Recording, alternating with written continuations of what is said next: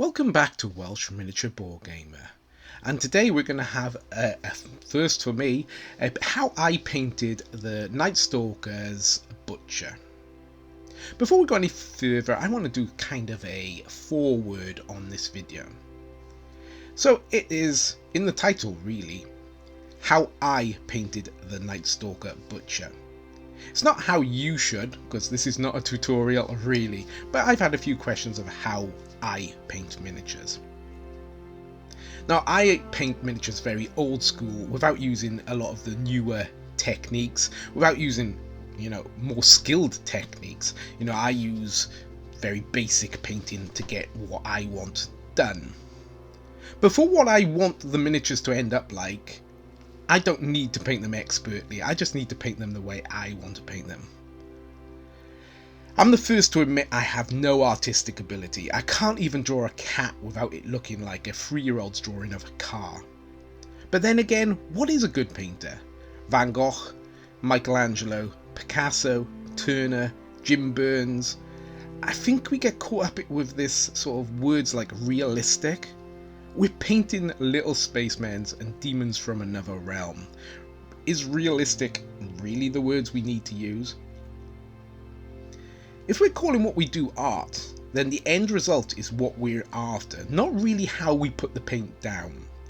It's how we feel about a model and where it transports our minds to.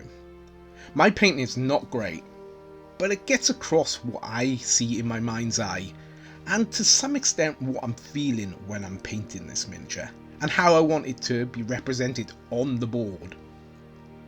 So what I'm trying to say is, in some ways, don't compare yourself to other artists. Don't compare your painting to anyone else's painting style. You can practice techniques and get better technically at painting, and that's a really good thing to do if you're in that way, if you're that type of person. But if you're not, and even if you are, don't lose your uniqueness. Paint miniatures your way, get your results, and it's your art. Onto the video. So first of all, I blue tack my miniature to a old painting, bottle, etc., and that holds it fairly easily, and it's a good alternative for paying for a painting handle. So as a base, I'm going to use texture mixture, which is self-made, and it's all it is a wall filler, PVA glue, and a bit of paint of whatever colour. My one's grey, but if you're going to do this and you want it to be muddy, make up a pot that's brown, etc. So you're going to wet the tool that you're applying this base with water, and add it to the filler every now and again, just to get it so it's to a consistency that you can spread out on the base easily, pushing it up to the feet so it looks like when you step down it's squidged out the mud, etc. if it's going to be like goopy wet mud, which is kind of what I'm thinking this probably will be. So once we've done that, we are going to go around the edges and just wipe it off with our finger, just to get a nice clean rim, and also it'll be sort of convex, it'll be leaning in a little bit, so you can get a nice transition, so it won't be any rough stuff leaning over the base. Now if you do get some of this filler on the miniature, it's not the end of the world. I'll give you a little demonstration. There you go. I've just blobbed some onto his belly.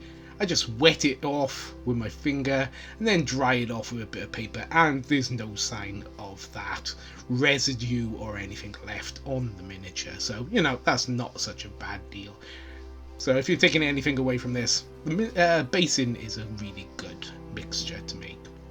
So next we're going to use some flat brown, or whatever dark sort of chocolatey brown that you might have, and I'm just going to paint the entire thing.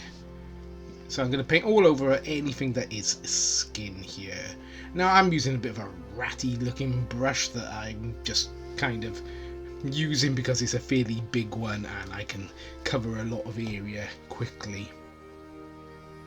You don't have to be too clean with this coat, you know, you just, as long as we're getting it in all the gaps, etc. We don't want to leave any of the primer showing, because that would be a bit of a problem later on if you've got way down the line and you find that you've still got some of the old primer in some of the gaps. That can be a little bit of a problem. So I lay this on fairly thick.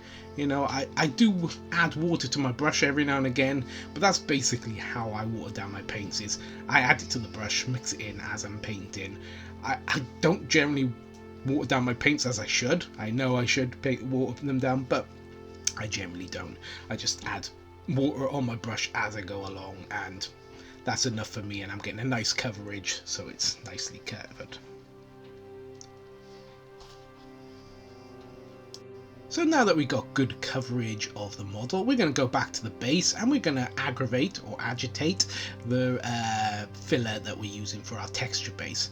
So I'm just going in and dappling all over, or stippling, whatever you want to call it. It's just generally to give it sort of a tuned up look. Look like this big monster has been marching around and tearing up the mud, etc. If you want a more gentle, you know, sort of rolling field type thing, you wouldn't have to do this so much. It will, the filler will sort of naturally sort of get a nice rounded sort of fill. But I want it to look more tuned up and like an army has marched through, or as I said, this creature has been pacing around, etc. And he's a big boy, so he does destroy the ground. So now that we are going to go in with the leather brown, which is kind of a shade below the colour we have already on the model. You know, so these colours aren't exact, you know, just whatever colour you want to use really. So I get my average sort of size brush, you know, nothing too small, nothing too fancy, you know, it's a pretty ratty brush, but I'm kind of using it for an overbrush technique, so I'm not that, I don't want too good a brush to do this on. So an overbrush is basically a dry brush, just, you know, you're leaving a bit more paint on the brush. So I want to really get in everywhere apart from the deepest recesses. So, you know, I want to cover up, I don't know, about 90% of this miniature, say, with this colour. Just really not getting into any of the nooks and crannies where there would be deep shadows, or, you know, in the recesses where the muscles are, etc. So I'm not going to worry about it being like a top-down highlight. You know, this is going all over, so I want to get under the arms, etc. You know, I don't want it to be a proper highlight, because a proper highlight is obviously from the sun, etc. This is more like getting a basic skin tone down, so it's accentuating the muscles and the sculpture of this miniature.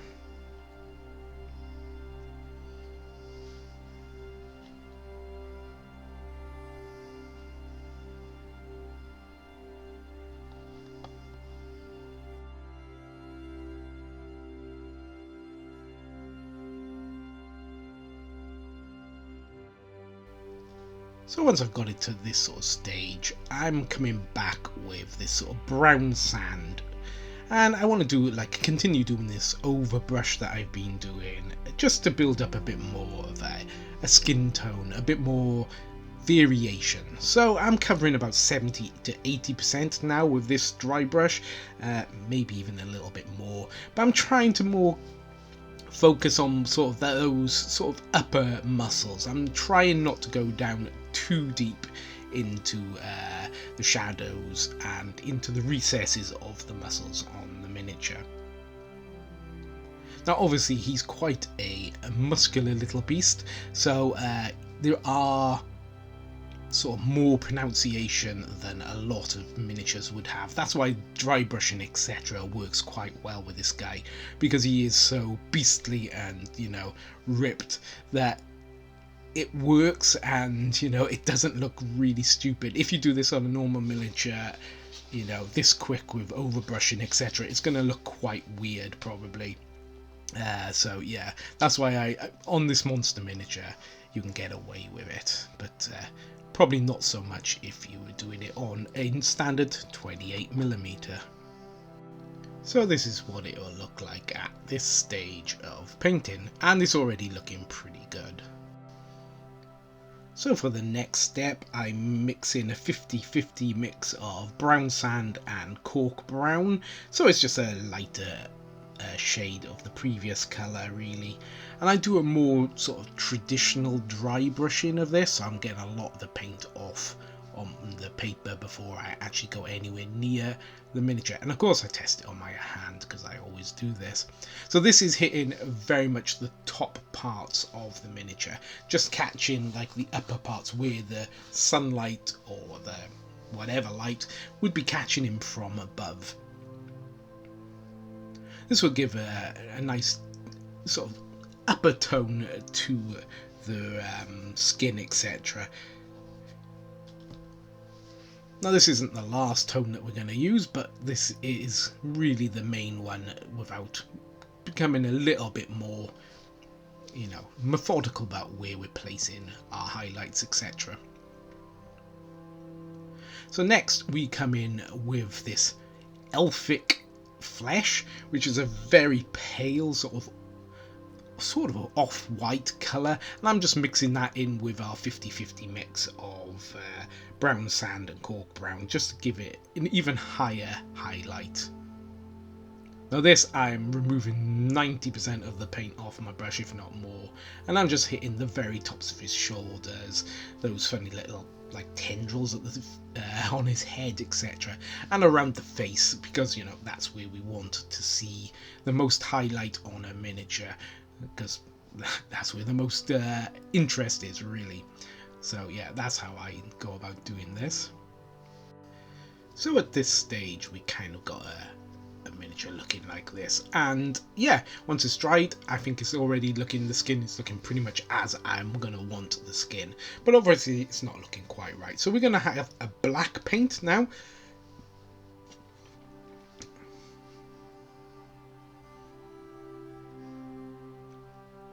And with this black paint, I'm going to paint inside the mouth of the miniatures.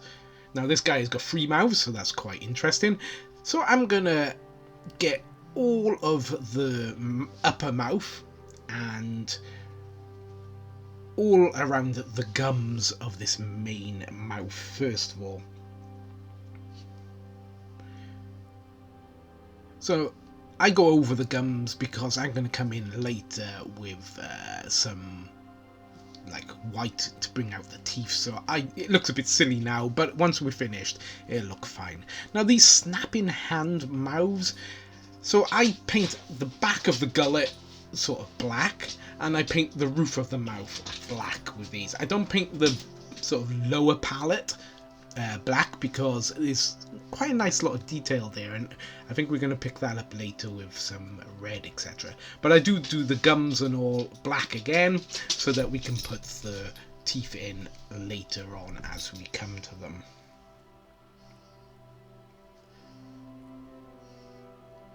So at this point, you know, we also, if my miniature has sort of any weapons, etc., I will come in and paint them black as well, so that we've got sort of a uniform colour to work from for our metallics.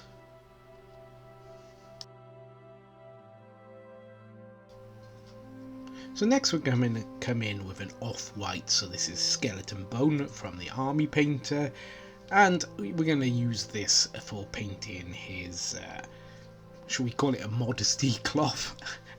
So yeah, we're going to paint this loincloth that he's got here, and we're going to do a nice thick covering of it because this is a pale colour, so you know, you could do multiple coats of this to get a nice coverage, but really as long as it's covering okay, I don't worry too much about it. So we're going to go straight over here. We don't stress too much about it, you know, we're going to be putting washes, etc. on it, but we do want a nice coverage so that when we do come to put washes, it is fairly even-ish, even though obviously this is like a monster creature, so it doesn't really matter if it's a little bit patchy looking, because you know, a bit of washed out colour or a bit of dark stainage kind of probably will fit in with this monster quite well. So once we've done that, we're going to move on to doing his tusks. So he has these lower tusks protruding from his lower jaw, and we will paint those in while we're here. So this is just a base coat for the tusks and teeth, because obviously we're not going to have him having pearly whites. That might be a little bit strange for a monster.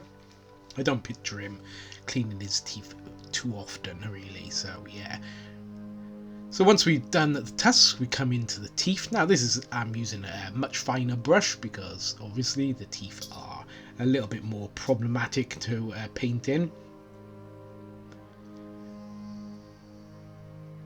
So yeah, don't stress too much about the teeth. I try and hit the actual sculpted teeth, but if I miss a bit, as long as I'm leaving a little gap in between, I'm not too worried. It's really more about getting them looking sort of even-ish, or so that they're not like too bent, etc. So if you go slightly off, don't worry about it too much.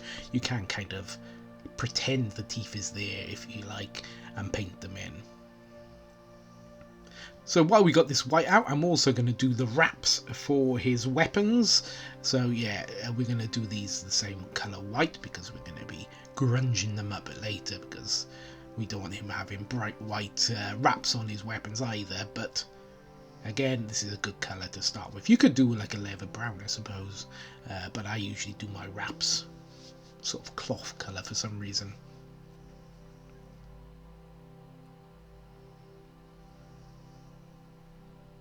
So now that we got to this stage, we are going to go to this slaughter red to paint inside the mouth, or mouths, of the gnashing one. We call him Mouthy. So we're going to paint inside his arm mouths, and we're going to lay it down on this bottom section of the jaw, so it fills that lower part of his mouth and gives us some much needed burst of colour really as well. So I'll do this all over those gnashing arms, mouth. So yeah, we get that. I don't put it in the mouth of his main head really, because I've painted the tongue black, so it's not going to really show up that well. So I will come in later with a brighter red in order to paint the main tongue of his mouth that's in his head, as opposed to the mouth that's on his arms. Yeah, you know what I mean.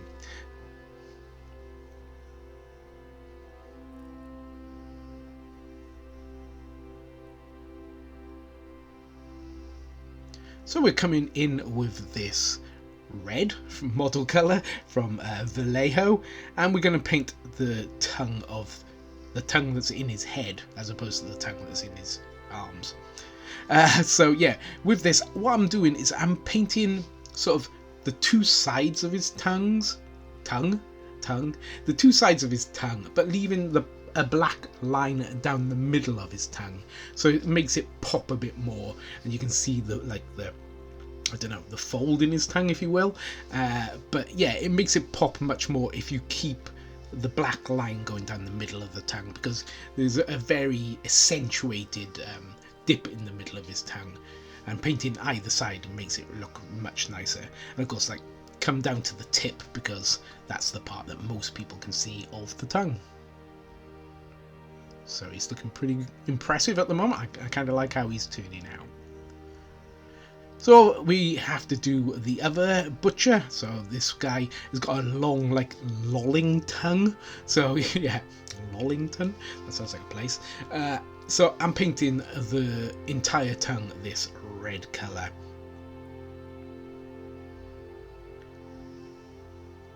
And it's all of this. I don't leave any black on this tongue because it doesn't look quite right. So next we're going to do the metal. So we get the gun metal of whichever kind that you want to use, a silver, mithril, I don't know, whatever colour you want, but I go for this sort of slightly darker gunmetal by Vallejo. And I do kind of like an overbrush. I want to get like most of it covered with this colour.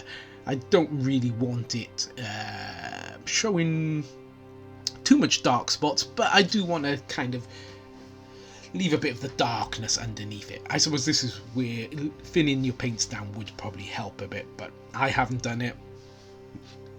I'll kind of solve that problem a bit later by putting some dark wash over it in order to mimic that sort of reflective, non-reflective.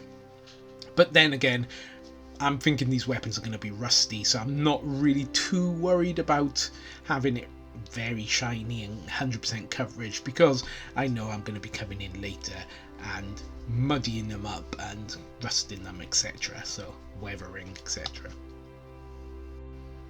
So coming back in with a sepia wash. This one is Vallejo, but whatever sepia wash, they're all much of a muchness. So I'm going to come in and paint up the teeth so they're not too pearly white. He hasn't been to the dentist for a little while, so his teeth need to have that sort of slightly yellowed appearance. So I start at the base, nearest the gums, and I kind of draw it out, etc. So, I'm trying to get the most shade down in the base of the teeth or the tusks and kind of work it, further towards the tip. Now, the smaller the teeth, the less I'm worried about it, really. I'm just, when it comes to his main teeth, I just cover them with the sepia just to give them, a yellowed appearance. I don't worry too much about the gradation because the wash will naturally find its way.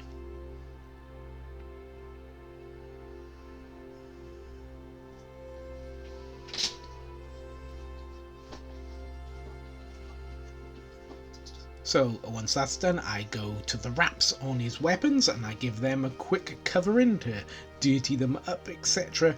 To give them a little bit of used cloth look. And after I've finished with the wraps on his weapons, I come back and start doing his courtesy curtain. Just to dull it up, give it a bit of shade and a bit of grime. I don't want him looking like some sort of Spartan warrior, with freshly cleaned laundry. I do want him to look rather grungy, and this sepia colour, if you put it on quite thick, does give you that sort of very soiled look to his loincloth. So once we've done that, we're going to have him looking somewhat like this, hopefully. That's how I got mine looking. I do sometimes talk like I'm doing a tutorial, but this really isn't a tutorial, but that's just the way I'm talking. So then we got the speed paint sand golem, and this is an alternative that you could use, which I have on this guy, on his loincloth, and it gives you a slightly darker look. I love this colour, really like using this colour. I use it quite a bit, so I'm using it on his loincloth, this miniature's loincloth, just to give you a bit of an example of other ideas that you could do them with. And I must admit, I use a lot of this colour and I do like it.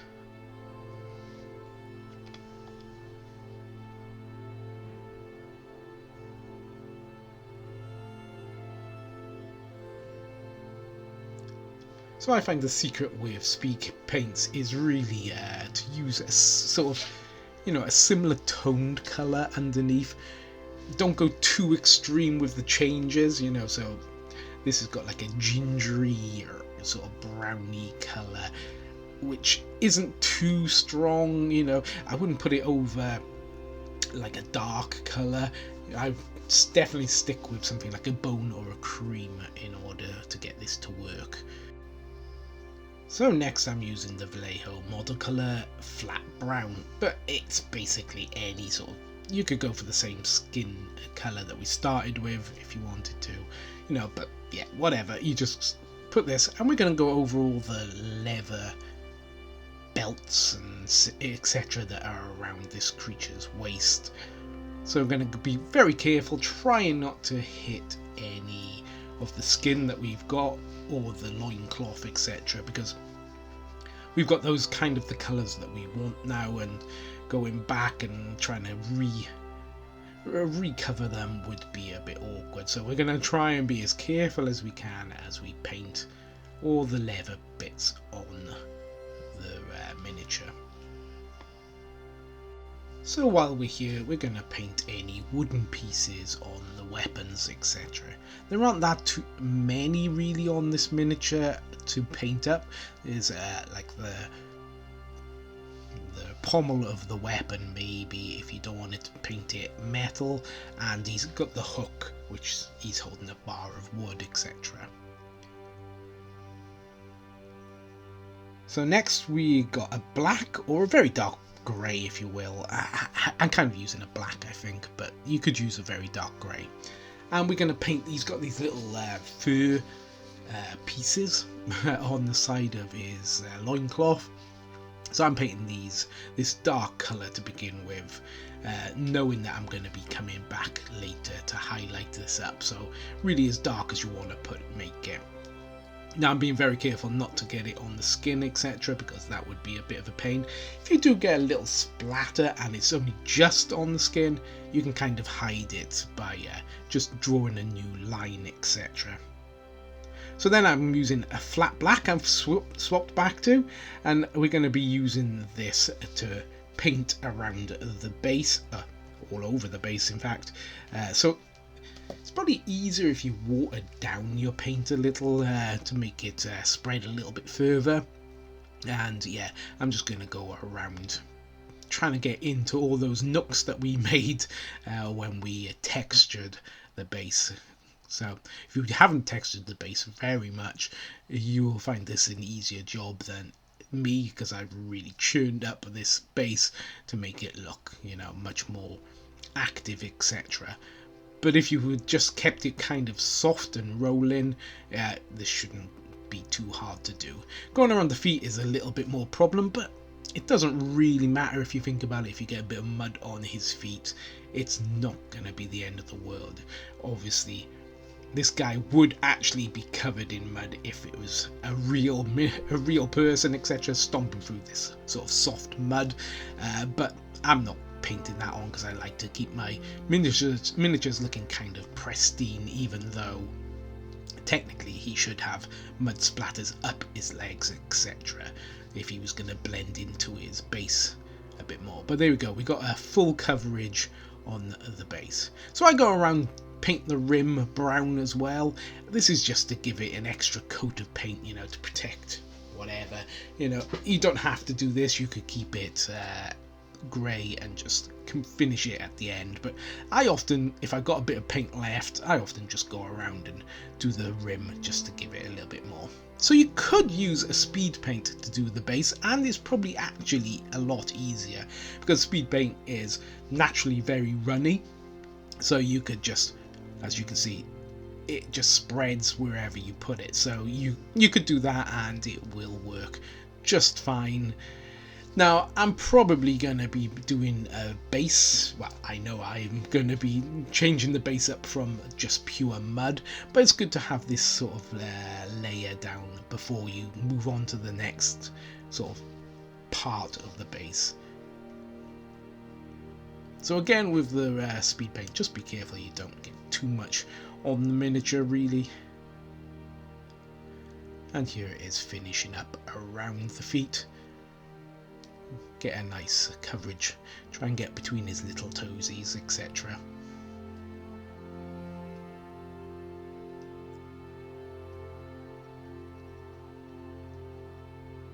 So now we go in with a dark tone, or a black wash if you want to. This is just to dull down the metals, etc., to give them a bit more shadow, a bit more worn look to the weapons. So I give it a generous bath in this colour, or this wash. You know, I want to cover the whole thing, and fairly thickly. It will naturally, obviously, because it's a wash, pull away from some of the surfaces, and might even lead to tide lines, etc., being left behind. I don't mind, because I want these weapons to look a bit gnarly and a bit sort of not at the best of being looked after.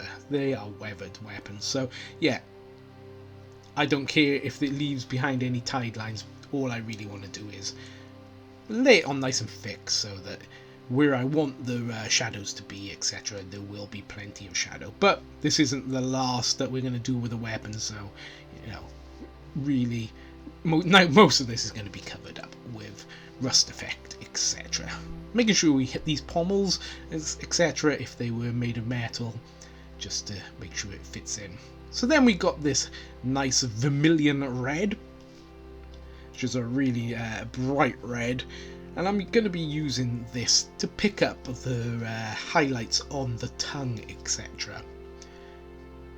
So I'm going in and I'm picking up, say, 70% of the tongue, so leaving bits either side and then doing stripes down the at the middle of either side of the tongue, if that makes any sense. And that's kind of what I'm doing. I'm keeping a nice tip to my brush and keeping it nicely moist. So then we go in and doing the, like, they got veins and ridges inside this mouth, so I'm just catching those as well, just to give some variation and highlight, some pop to the mouth, so it's not all one colour, etc. You know, there is some variation going on inside. And this red is a really nice red. It covers really well. All of Vallejo paints cover really well. I have had no problems with any Vallejo, so if you want a suggestion from me, it's like a recommendation from me, I would say go for the Vallejos, because I really love these paints.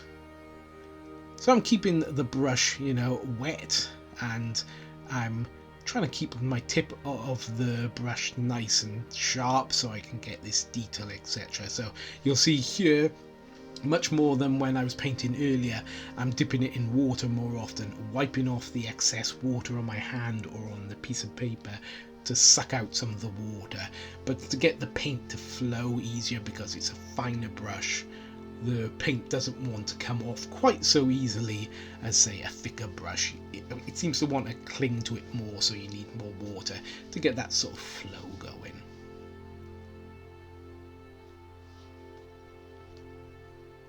So any slight mistakes, like there you just saw me, I dabbed it off with a bit of tissue paper and he looks okay. There you go, that's what we've done now.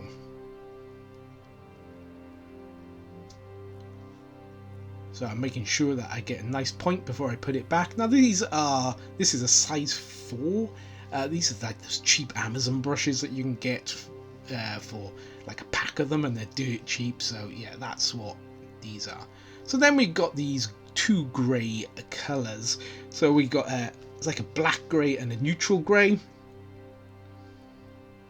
And this is going to be for the fur. So we start off with the black grey, and we're going to hit most of the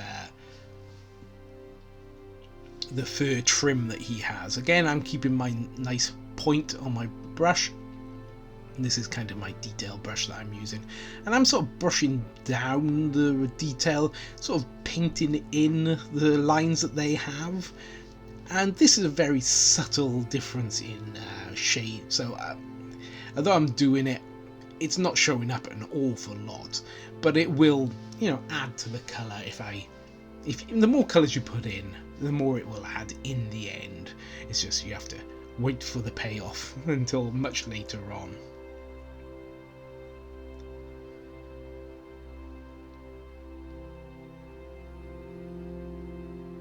So now I'm mixing in that neutral grey, and I'm going to mix it in with that dark grey. And again, I'm doing exactly the same thing. I'm painting over the fur texture that they have on the miniature. It's a bit more pronounced. You can kind of see it here starting to pop out. But yeah, I'm just painting the detail. I might be flick over the edges, etc., in order to catch the raised detail. But it's not really like a dry brush or an old brush, because I'm trying not to wreck my brush too badly. But I am sort of catching the edges in order to catch the highlight. And you can see it's starting to pop out a little bit more as I'm doing it.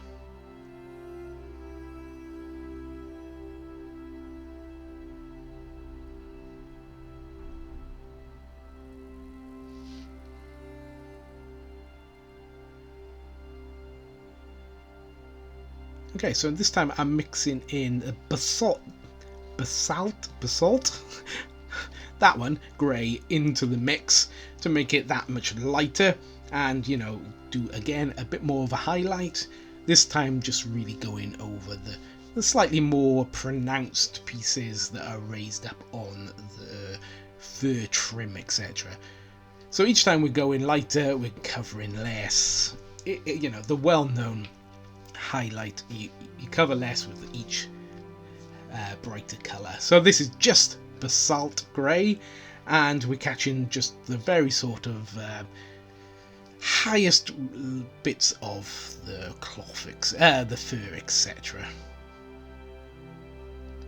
Just gently stroking it along the biggest details in order to get them to pop even more. Now, anywhere you feel like there should be a bit more detail, you could add in a little bit of a swipe just to give it the illusion of having more texture there. But this is what it looks like at the moment with me.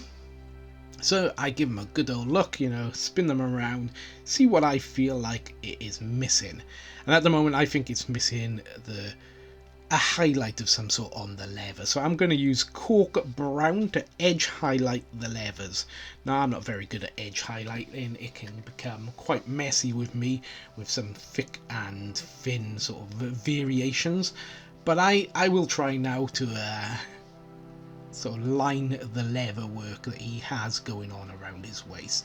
Just to, because the skin colours started off from brown and the belts are brown, I want to try and make them pop differently so that you can see the connection to the body, not that it feels like it's blended into the creature, which would be a bit of a problem. So if you've stuck with me throughout this video, I'm very grateful. This is my first painting video that I've put up, so, you know, any comments you want to make about it, or, you know, requests, criticisms, whatever, you know, put them below and I will answer them. Now, I will say that I expect to get quite a few criticisms because I do not paint like the best painters paint. I know that, you know, but this is how I paint and I enjoy painting, and that's all that really matters. But I get things done, so, you know, try not to be too cruel on my painting technique, etc.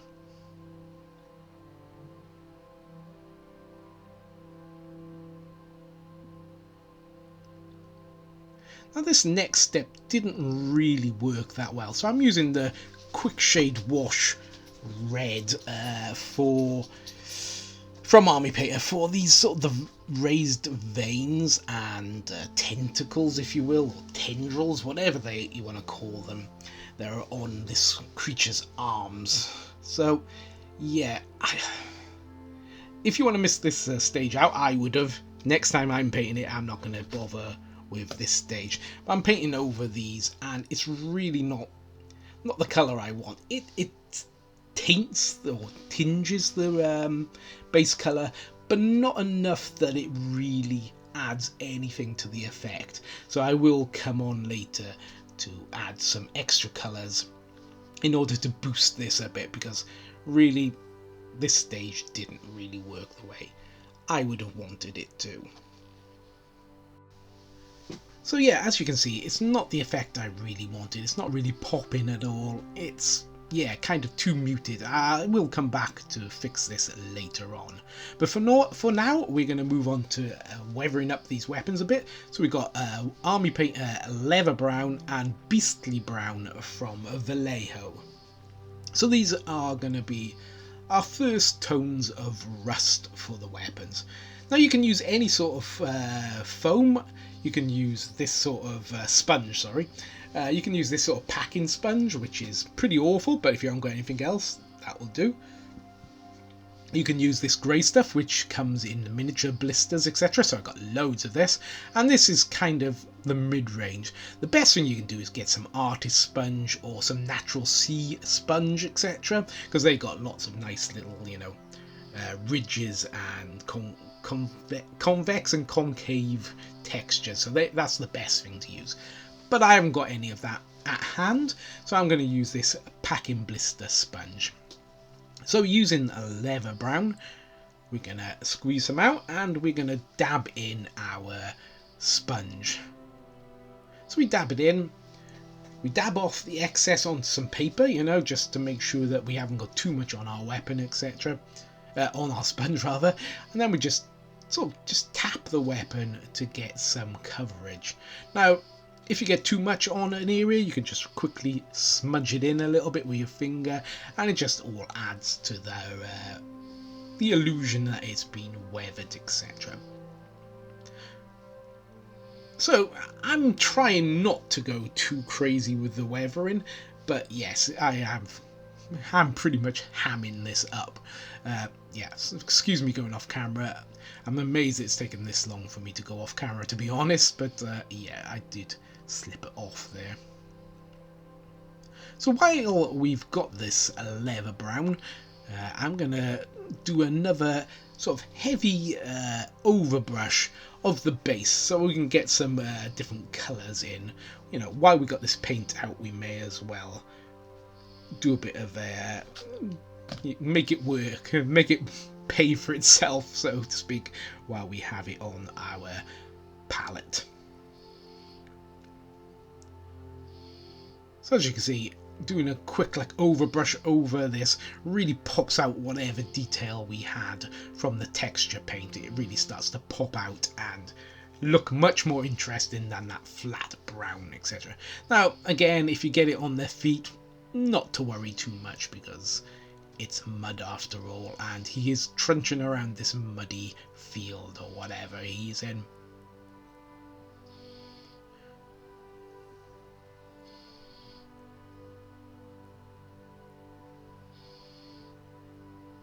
So next we're going for this beastly brown, and we're going to be using it to dab on to the weapon to make a slightly higher, sort of more interesting rust tone, etc.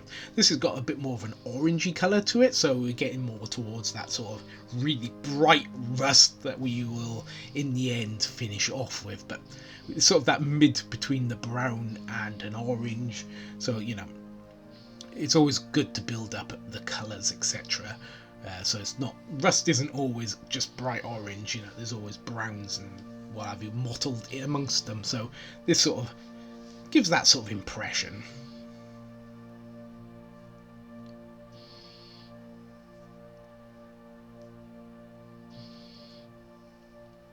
So we're mixing the Slaughter red in with that wash, the red ink that we had earlier. The Slaughter red is the speed paint, and we're going to try and paint these tentacles again to make them look a little bit more interesting.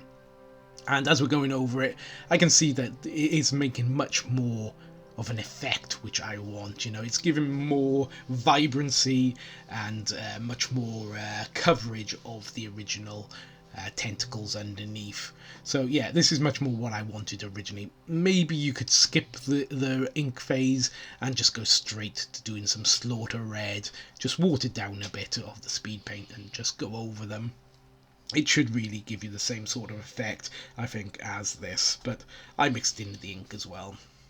So next we're going to bright orange, so this is a Vallejo colour as you can see, and we're going to sponge it onto this beastie brown that we've got and mix it in so that we can get sort of a mixed tone of this, so it's not going straight from the brown to the orange.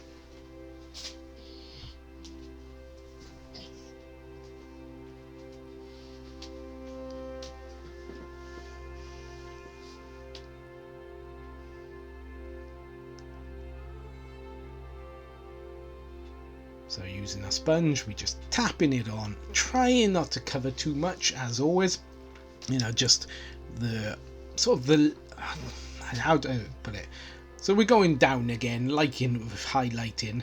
We start with a lot of sort of colour and then we go slightly less and then even less. So this is our highest highlight, if you will, just using a sponge to get that sort of bright orange on the weapons, etc. And I think it sort of adds an awful lot of character to the weapon. You know, these are rusted weapons which this monster has sort of dragged through the mud, etc., and hasn't really bothered looking after, and that's kind of that effect. So next we go for this ochre brown, and I'm going to use ochre brown to just dry brush over the base, or an overbrush again, you know, just to get some more tones on the base. So this is again a bit of a brush that's seen the worst of my painting, and yeah, I'll use that one just to sort of dust over here the miniature. It's quite a yellowy brown, maybe slightly too yellowy, you know, maybe go more with a sandy colour brown more than the yellowy brown, but it's okay. And you know, like I said, I'm going to be texturing this base later, so I'm not really too worried about that.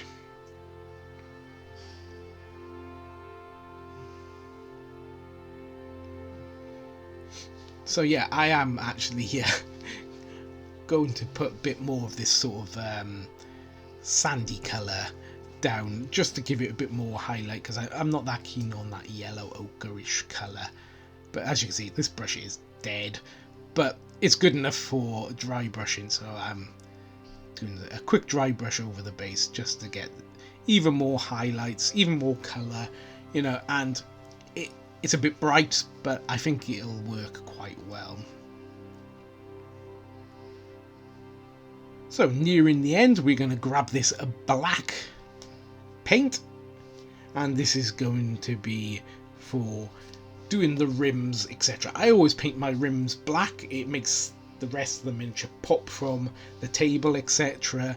And I don't know, it's just the thing I do to show it's sort of finished. And I usually leave this until the very end, but I just wanted to do this now because I was going to be using black for another miniature I was working on at the same time. So yes, now as you can see, this brush is seen better days, but he's good enough to do some edging. So you know, I'll just carefully go around edging the miniature, getting that nice crisp look to him, and getting him to look a bit more finished.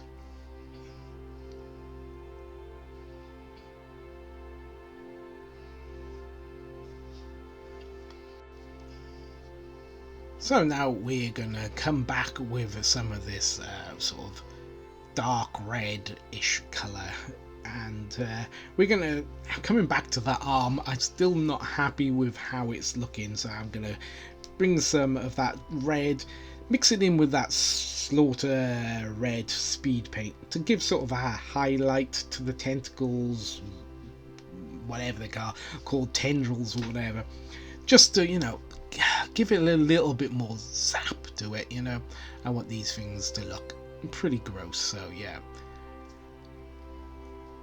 So coming back in with this colour, I'm gonna go over sort of just the very top of all of those tendrils. I don't want to get it into any of the details, etc.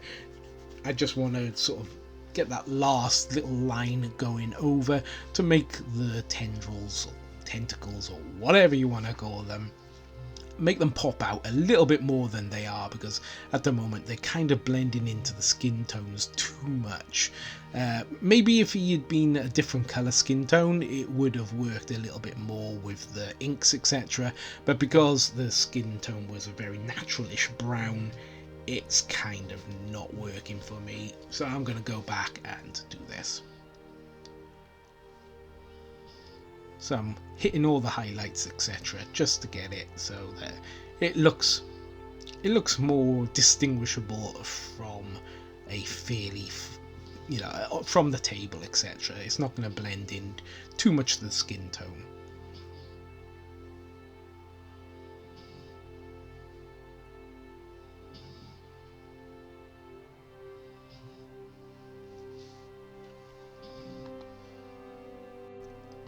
So while I got this colour out, I will work it into the weapons a little bit to bloody them up a little bit. I don't want to do this too much. I don't want to go overboard. You know, I play with varying age groups with my miniatures, so I don't really want to make it too grotesque for my like teen daughter, etc. I'd rather it be sort of understated and not like just covered in gore and viscera, etc. I just want that hint that this guy has, you know, been up to no good. So this is a bit of an optional extra. This is basing. So when it comes to basing, I am using Evo Stick wood glue. This is the white PVA glue that I always use for putting down basing. And I'm going to use a bit of mix of techniques here. I'm going to use some Scenic from Geek Game Scenic, the Tundra mix, but I've also got some tea leaves here and what have you, which was suggested to me by the Crafty Mini, so if you want to go and check out his stuff, that'd be great. But yeah, I'm using his technique here because I've never used tea leaves before, but he's assured me that I can and it won't go mildewy, so I believe him, and I'm having a go at trying to mix in an interesting base. Now, I'm not covering all of the mud, but I am covering most of it, so the miniature looks like there's some mud and some grass. But, you know, you can do this or you not, it's up to you. So coming up next is what they look like once they're finished. So if you've stuck with me throughout this video, I'm very grateful, and it's my first attempt at doing a painting video. So if you've liked this, you know, please leave a like. Any comments are replied as always, and maybe you want to subscribe to my channel, which would be gratefully received. But all that can be left for me to say is I hope you have a very Merry Christmas, and I hope that you receive everything you deserve, etc. So until next time, it's going to be goodbye from me, Welsh Miniature Board Gamer.